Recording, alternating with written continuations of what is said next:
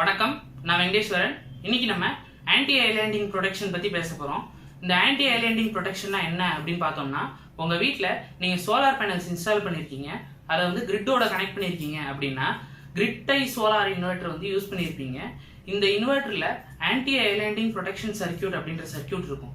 இந்த சர்க்கியூட் இல்லைன்னா என்ன ஆகும் அப்படின்னு பார்த்தீங்கன்னா, இபியில பவர் இல்லாத நேரத்தில் உங்க ஏரியா பூரா பவர் இருக்காது.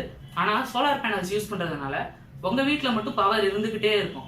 ஸோ இதை வந்து ஐலாண்டிங் அப்படின்னு சொல்லுவாங்க. அதாவது உங்க வீட்டுல பவர் இருந்துகிட்டே இருக்கிறதுனால உங்க வீடு வந்து ஒரு ஐலாண்ட் மாதிரி இருக்கும், சுத்தி இருக்கிற ஏரியால பவர் இருக்காது. இந்த மாதிரி கேஸ்ல என்ன ஆகும் அப்படின்னு பாத்தீங்கன்னா, உங்க வீட்டுல ப்ரொடியூஸ் ஆகிற எக்ஸஸ் பவர் வந்து இபி லைன்ல பாஸ் ஆகும். இந்த இபி லைன்ல பாஸ் ஆகும்போது அங்க யாராவது ஒர்க்கர் வந்து ஒர்க் பண்ணிட்டு இருந்தாங்கன்னா அவங்க உயிருக்கே ஆபத்தா போயிடும். இதை வந்து ரெக்டிஃபை பண்றதுக்காக தான் இந்த ஆன்டி ஐலாண்டிங் ப்ரொடெக்ஷன் சர்க்கியூட் அப்படின்ற சர்க்கியூட் இருக்கு.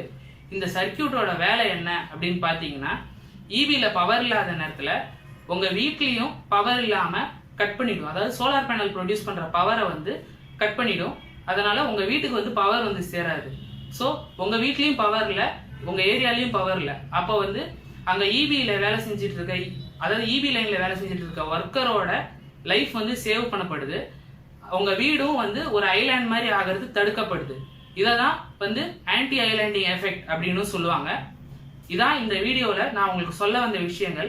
இதை தவிர இந்த டாபிக்ல, அதாவது சோலார் டாபிக்ல நான் வேற ஏதாவது வீடியோஸ் பேசணும்னு நீங்க நினைச்சீங்கன்னா கமெண்ட் செக்ஷன்ல லீவ் பண்ணுங்க. இந்த வீடியோ உங்களுக்கு பிடிச்சிருந்ததுன்னா லைக் பண்ணுங்க, ஷேர் பண்ணுங்க, கமெண்ட் பண்ணுங்க.